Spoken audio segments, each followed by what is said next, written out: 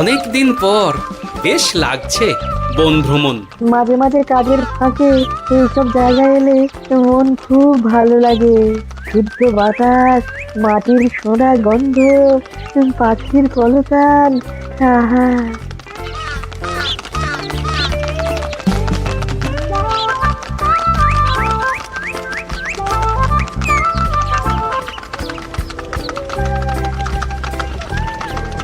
মহারাজের রথ থামছে। আমরা এইখানে বসে আজ রাজকার্য পরিচালনা করব। মন্ত্রী, তুমি ঝটপট এখানে বসার বন্দোবস্ত করে দাও। আমি এক্ষুনি ব্যবস্থা করে দিচ্ছি মহারাজ। এই এখানেই আমাদের বসার জন্য ছাউনি করে দাও। এক্ষুনি করে দিচ্ছি মন্ত্রী মশাই। এরা বসার জায়গাটা করে দিক, ততক্ষণ আমরা একটু হেঁটে আসি।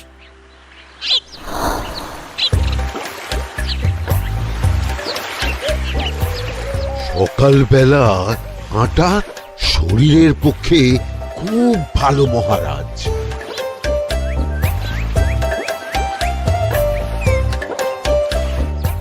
আগেকার দিনে রাজা মহারাজরা এই সব বনে মৃগয়া করতে আসতেন।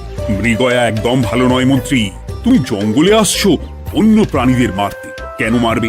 ওরা তো তোমার কোনো ক্ষতি করেনি। না, তা করেনি, কিন্তু তখন ওটা রাজা মহারাজাদের খেলা ছিল। শুনেছি আপনার প্রপিতামহ খুব ভালো বাঘ শিকার করতেন, অনেক বাঘ মেরেছেন। মন্ত্রী, তুমি একটা কথা হয়তো জানো না। আমার প্রপিতামহ শিকার করতেন, কিন্তু কোনো স্বাভাবিক জানোয়ারকে নয়, যে বাঘ মানুষ খেকো হয়ে প্রজাদের ক্ষতি করত। আমার প্রপিতামহ সেই সমস্ত বাঘদেরই মারতেন। এছাড়া উনি বন্য প্রাণী সংরক্ষণ করতে বড়ই ভালোবাসতেন।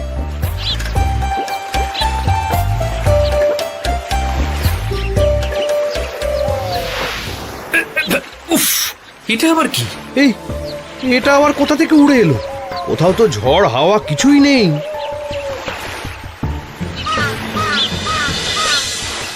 একটা ধাঁধা মহারাজ, এই কাগজে লেখা। ধাঁধা? পড়ো দেখি।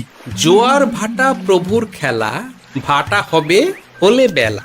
ভাটা হলেই দেখা যাবে লাল রঙের এক পাথর পাবে। নদীর ধারে গর্ত করে যত্নে সাজাই কলস ভরে। হেথায় হোথায় ছড়িয়ে যাহা, অন্ধকারে জলে তাহা। ঢুকলে চক্ষু ঝলসে যাবে, হাতের কাছে ঘন্টা পাবে। ঠিক ঘন্টা বাজলে পরে পড়বে ঝরে থরে থরে। ঘন্টা যদি হয় ভুল, যেন তুমি হারাবে কুল। ঠিক ঘন্টা চিনতে হলে নকশা দেখো চক্ষু খুলে। সিন্দুক দেওয়ালে হাত দাও, আসল ঘটনা জেনে নাও। ওরে বাবা, খুব দীর্ঘ ধাঁধা। তা মন্ত্রী, তুমি কিছু বুঝলে? এটা একটা গুপ্তধনের নকশা। এর মধ্যে গুপ্তধন কোথায় আছে তার একটা ধারণা দেওয়া আছে। গুপ্তধন? ওটা আমাকে পেতেই হবে, পেতেই হবে। দেখি দেখি, একবার কাগজটা দাও। গোপাল, কাগজটা আগে আমার হাতে দাও, দেখি ভালো করে। এখন নদীতে জোয়ার চলছে গোপাল। একটু পরেই ভাটা শুরু হবে। হ্যাঁ, ভাটা না হলে কিচ্ছু বোঝা যাবে না। এখানে স্পষ্ট লেখা আছে, ভাটা হলেই দেখা যাবে লাল রঙের এক পাথর পাবে। তার মানে আমাদের ভাটা হওয়া পর্যন্ত অপেক্ষা করতে হবে। না, সময় নষ্ট না করে ধাঁধাটার সমাধান করতে শুরু করি। ভাটা হলে একটা লাল রঙের পাথর দেখা যাবে, এই পর্যন্ত পরিষ্কার আছে। বুঝতে হবে ওর পর থেকে। পড়ো গোপাল, চলো আমরা সবাই বুদ্ধি লাগাই। নদীর ধারে গর্ত করে যত্নে সাজাই কলস ভরে। এটার অর্থ, ধাঁধাটা মাথায় বসিয়ে নিয়েছি, এবার কে কি বলবে সেটা শুনতে হবে। চলো গোপাল, আমরা ধাঁধা যেমন যেমন বলেছি তেমন তেমন ভাবেই চলি। চলুন মহারাজ, এখন আমাদের দেখতে হবে লাল পাথর। কোথায় আছে লাল পাথর? চলো চলো সবাই, চোখ কান খুলে আমরা নদীর পাড় ধরে হাঁটি। আমি একটু তফাতে হাঁটি। গুপ্তধন আমাকে একা পেতে হবে। ভাটা হলেই দেখা যাবে লাল রঙের এক পাথর পাবে। আমাকে চোখ কান খোলা রাখতে হবে। লাল পাথর, নদীর চড়ায় লাল পাথর দেখতে হবে। লাল পাথর, লাল পাথর। ওটা কি? এই তো লাল পাথর, লাল পাথর। আমরা অনেকটা এগিয়ে গেছি, ওদের আমার দিকে নজর নেই। এই সুযোগ, এই সুযোগ, একা একা গুপ্তধন নিয়ে পালাবো। আহ, এ, এ।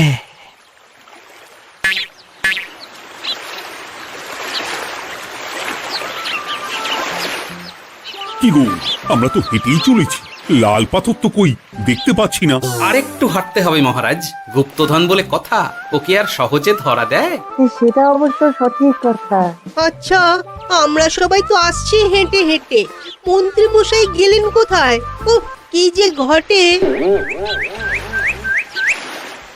সত্যি তো, মন্ত্রী কোথায়? ও সেনাপতি, মন্ত্রীকে দেখেছো? কই না তো মহারাজ। তাহলে কোথায় গেলেন মন্ত্রী মশাই? এই জঙ্গলে বাঘ ভাল্লুক আছে, শেষে কিনা বাঘে নিল। হায় হায় হায়, মন্ত্রী গিন্নির কাছে আমি কি মুখ দেখাবো? হুম, বাঘ ভাল্লুকের পেটে যাবার লোক তো মন্ত্রী মশাই নন। ও গোপাল, কি ভাবছো? কিছু তো একটা বলো। এখন আমাদের মন্ত্রী মশাইকেই খুঁজতে হবে। তবে মন্ত্রী মশাই বাঘ ভাল্লুকের পেটে যায়নি। তুমি নিশ্চিত হচ্ছ কি করে? অত পেঁচালো মানুষকে বাঘ ভাল্লুক গন্ধ শুকেই ছেড়ে দেবে, হজম করতে পারবে না। না না না, এখন রসিকতা করার সময় নয়, আমাদের মন্ত্রীকে খুঁজে বার করতেই হবে। কোথায় গেল মন্ত্রী? চলো চলো, গুপ্তধন মাথায় থাক, চলো মন্ত্রীকে খুঁজি। আহ, মন্ত্রী কোথায় গেল কে জানে। একবার পুরো ধাঁধাটা ঝালিয়ে নি। ভাটা হলেই দেখা যাবে লাল রঙের এক পাথর পাবে। ভাটা হয়েছে, লাল রঙের পাথরের মাথায় চাপ দিয়ে গুহার মুখও খুলেছি। এবার এবার নদীর ধারে গর্ত করে যত্নে সাজাই কলস ভরে। এটাই তো ঠিক বুঝতে পারছি না।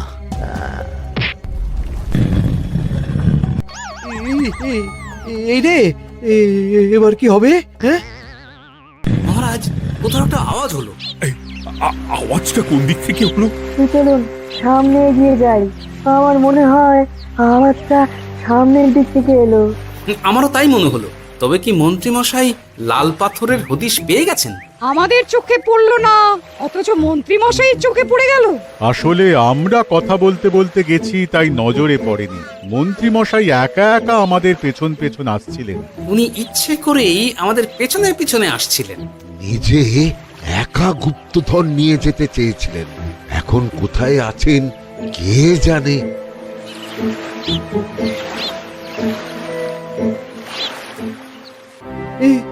অন্ধকারে কিছু দেখতে পাচ্ছি না তো। দাঁতাতে কি ছিল? হ্যাঁ, কি ছিল?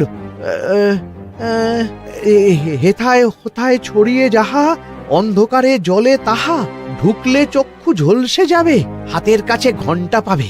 পেয়েছি পেয়েছি, ঘন্টা ঘন্টা ঘন্টাটা পেতে হবে। ঘন্টাটা ঘন্টাটা ঘন্টা। ভাটা হলেই দেখা যাবে লাল রঙের এক পাথর পাবে, নদীর ধারে গর্ত করে যত্নে সাজাই কলস ভরে, হেথায় হোথায় ছড়িয়ে যাহা, অন্ধকারে জলে তাহা, ঢুকলে চক্ষু ঝলসে যাবে, হাতের কাছে ঘন্টা পাবে। ঠিক ঘন্টা বাজলে পরে পড়বে ঝরে থরে থরে, ঘন্টা যদি হয় ভুল যেন তুমি হারাবে কুল। ঠিক ঘন্টা চিনতে হলে নকশা দেখো চক্ষু খুলে, সিন্দুক দেওয়ালে হাত দাও, আসল ঘটনা জেনে না। এবারে ভালো করে ঠান্ডা মাথায় ভাবতে হবে। ভাটা হলেই দেখা যাবে লাল রঙের এক পাথর পাবে। সেই লাল পাথরটাই তো খুঁজে পাওয়া যাচ্ছে না, অথচ মন্ত্রী মশাই খুঁজে পেলেন। আওয়াজটা কোথা থেকে আসছিল? এই কাছে পিঠে এই কোথা থেকে আওয়াজটা আসছিল।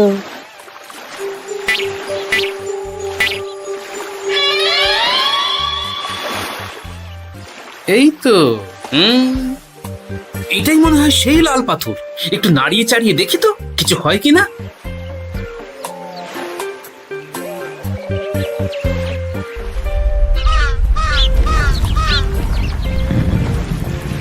এই তো, কাজ হয়েছে। এই তো সুড়ঙ্গ। আপনারা নিচে নামুন। আপনারা কি দেখছেন সেটা বলবেন মহারাজ। সবাই যদি নেমে যাই, যদি কোনো কারণে সুড়ঙ্গের মুখ বন্ধ হয়ে যায়, তাহলে আর আমরা বাইরে বেরোতে পারবো না মহারাজ। গোপাল ঠিকই বলেছে, আমরা দুজন বাইরে থাকি। মহারাজ, আর একটা কথা, কোনো ঘন্টায় হাত দেবেন না, মনে আছে তো? ঘন্টা যদি হয় ভুল, যেন তুমি হারাবে কুল। ওরে বাবা, এই বয়সে আর কুল হারাতে চাই না। ঠিক আছে, তোমার কথাই অক্ষরে অক্ষরে পালন করব। দেখি এই সুরঙ্গে মন্ত্রী মশাইকে দেখতে পাই কিনা। চলুন মহারাজ, সুরঙ্গে নামি। সবাই সাবধানে নামো।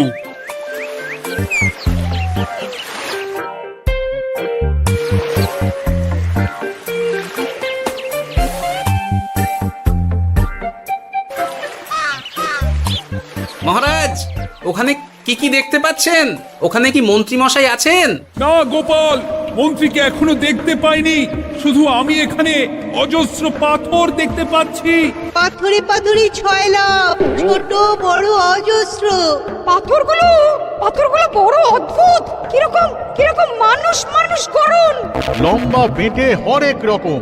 মানুষ মানুষ গরম, সেটা কি রকম? আর কিছু? কোনো কলসি কি দেখতে পাচ্ছেন? কলসি তো দেখতে পাচ্ছি না। মহারাজ, কলসি থাকতেই হবে, কারণ ধাঁধায় লেখা আছে নদীর ধারে যত্ন করে যত্নে সাজাই কলস ভরে। গর্তটা আসলে হলো সুড়ঙ্গ, কিন্তু কলস।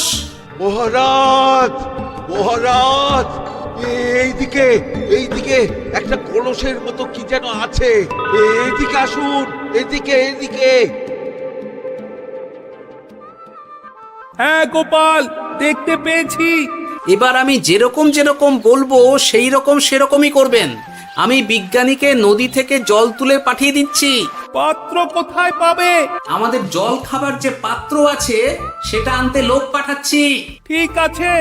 শুধু একটা কথা বলছি, আপনারা কেউই সুড়ঙ্গের ভেতরে কোনো কিছুতে হাত দেবেন না। কেন গোপাল? সব পরে বলবো, এখন আমি যা বলছি সেটা শুধু মনে রাখুন। সুড়ঙ্গের ভেতরে কিছুতে হাত দেবেন না। ঠিক আছে। প্রহরী, তুমি যাও, যেখানে আমাদের বসবার আয়োজন করা হয়েছে সেখানে গিয়ে একটা জলের পাত্র নিয়ে নদী থেকে জল ভরে নিয়ে এসো। গোপাল, মন্ত্রী মশাই কোথায় গায়েব হয়ে গেলেন? কোথাও গায়েব হয়ে যাননি বিজ্ঞানী, কোথাও গায়েব হয়ে যাননি উনি ওই সুড়ঙ্গের ভেতরেই আছেন। কিন্তু কেউ তো ওনাকে দেখতে পাননি। সম্ভবত পাথর হয়ে আছে। এখন কিভাবে পাথর হয়েছেন সেটা তো আমি বলতে পারবো না। সবটাই স্বপ্নের মতো লাগছে। ঠিক যেন স্বপ্নের মতো লাগছে। এই জীবনে সুরঙ্গ দর্শন হয়ে গেল। আমাদের পাতাল প্রবেশ। পাতালে আসিয়া আমি মনে মনে বলি, গুপ্তধন নিয়ে আমরা যেন সৎ পথে চলি। তোমার এখনো কাব্য আসছে সভাকবি? আসছে মানে কাব্যের সাথে আছে রোমাঞ্চ, করছে গা শীত, হচ্ছি আমি অধীর। মহারাজ, জল দিয়ে বিজ্ঞানীকে পাঠাচ্ছি। কি করতে হবে বিজ্ঞানীকে সব বলে দিয়েছি। তুমি ভেতরে আসবে না? আসবো ঠিক সময়ে। এখন আমি যেমন যেমন বলবো আপনি ঠিক তেমন তেমন করবেন। ঠিক আছে।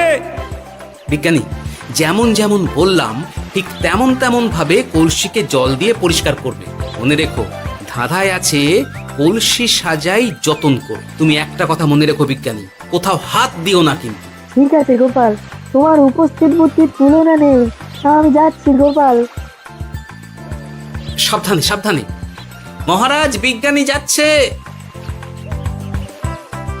সাবধানে নামো, সাবধানে। মহারাজ, এই কলসিটা কোথায়? ওই তো, একটু সাবধানে যাও।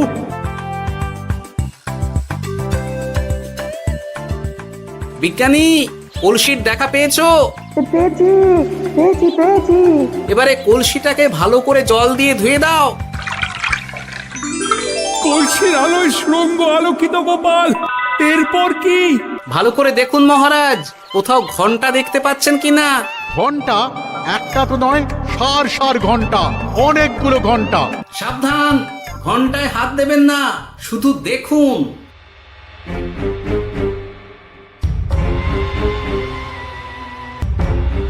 মহারাজ, আমরা গুপ্তধনের খুব কাছে চলে এসেছি।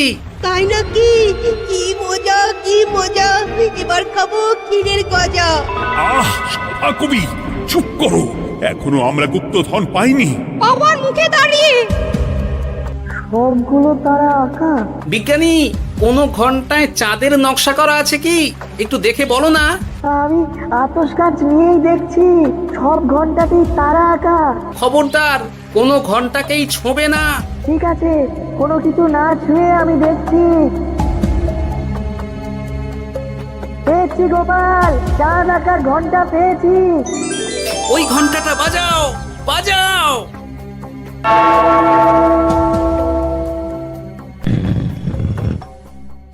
গুপ্তধন পেয়েছেন মহারাজ? বাঁচাও, বাঁচাও, বাঁচাও। বাঁচান মহারাজ, বাঁচান বিজ্ঞানী, মহারাজ, মন্ত্রীর গলা পাচ্ছ না? মহারাজ, আমি পাথর হয়ে আছি, আমাকে মানুষ করুন মহারাজ। তুমি তো মানুষই ছিলে, হঠাৎ করে পাথর হলি কেন? মহারাজ গুপ্তধন পেয়েছেন? পেয়েছি, তার সাথে মন্ত্রীকেও পেয়েছি। মন্ত্রী এইখানে কোথাও পাথর হয়ে দাঁড়িয়ে আছে। দাঁড়ান মহারাজ, এবার আসছি। সাবধানে এসো। আমি ভেতরে যাচ্ছি, বুঝলে? যদি কোনো কারণে দেখো পাথরটা গুহার মুখটা আটকে দিয়েছে, অমনি তোমাদের কাজ হলো পাথরটাকে ছুঁয়ে ফেলা, বুঝলে? ঠিক আছে গোপাল দাদা। আমার মনে হয় বিপদ আর কিছু ঘটবে না, তবুও সাবধানের তো মান নেই। ঠিক আছে, তুমি নিশ্চিন্তে ভেতরে যাও। বাঁচাও, আমাদের বাঁচাও, আমাদের সবাইকে মানুষ করুন। আমাকে মানুষ করুন মহারাজ। আপনাকে তো মানুষ করা হবে মন্ত্রী মশাই। আগে বলুন, আপনি পাথর হলেন কি করে? ও, মনে পড়েছে, ধারার শেষ লাইন, সিন্দুক দেওয়ালে হাত দাও, আসল খবর জেনে না। সত্যি গোপাল, তুমি না থাকলে এই এত কিছু আমাদের সবার কাছে অজানাই থেকে যেত।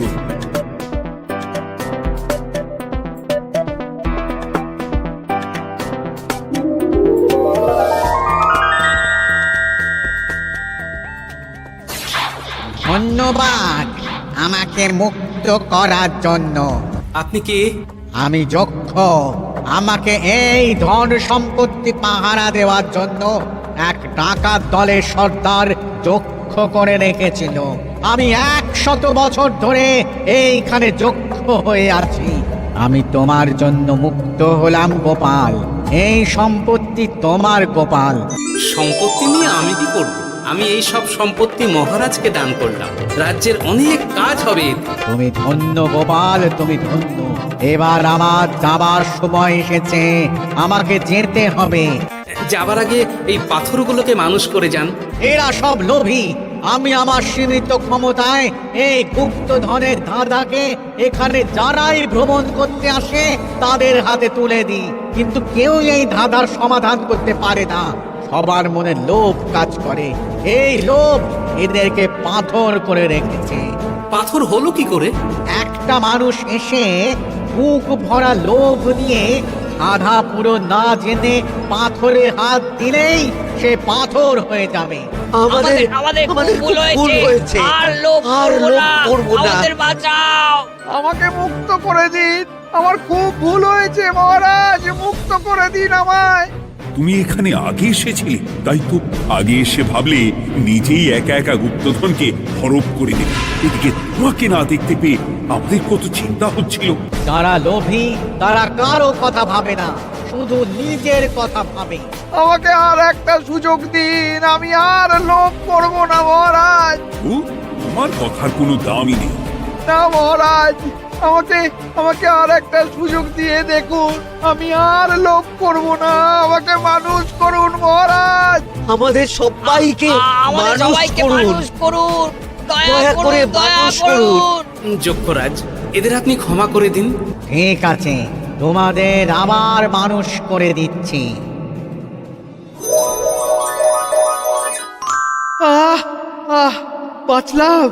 বাঁচলাম। এই রকম বারবার বাঁচা যাবে না কিন্তু। এবার সাপ ব্যাং যাই হবে না কেন, ওইভাবেই থাকতে হবে, এই আমি বলে দিলাম। এবার আমার মুক্তি। মুক্তি নেবার আগে আরেকটা প্রশ্ন, যে ডাকাত সর্দার তার সম্পত্তিকে রাখার জন্য আপনাকে যক্ষ বানিয়েছিল, এই সম্পত্তি তো তাদের, আমরা তো নিতে পারি না। লোভ বড় খারাপ গোপাল, অতিরিক্ত লোভ মানুষকে পশু করে দেয়। ওই ডাকাত দল এই সম্পত্তির জন্য সবাই কাটাকাটি করে মরে গেছে, কেউ আর বেঁচে নেই। সুতরাং এই সম্পত্তিতে তোমার অধিকার আছে। এই সম্পত্তি তুমি গ্রহণ করো। নিলাম আমি, কিন্তু এই সম্পত্তি মহারাজকে আমি দান করলাম। ডাকাত দল জনগণের সম্পদকে লুটেই তো সম্পত্তি বানিয়েছে, তাই আমি জনগণের কাজে লাগবার জন্যই এই সম্পত্তি মহারাজকে দিলাম। সাধু সাধু গোপাল, তোমার জয় হোক। এবার তাহলে আমি যাই, তোমরা সবাই সুখে থেকো আর ভালো থেকো। গোপাল, তোমার তুলনা হয় না। তোমার ঋণ আমি কোনোদিন শোধ করতে পারবো না। তুমি কৃষ্ণনগরের জন্য যা করলে তা ইতিহাসে লেখা থাকবে। না মহারাজ, আমি এমন কিছু করিনি, এই কাজ সবাই করবে।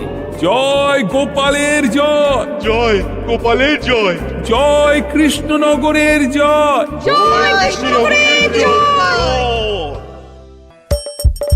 হাসির রাজা, জ্ঞানের রাজা, রসিক রাজা।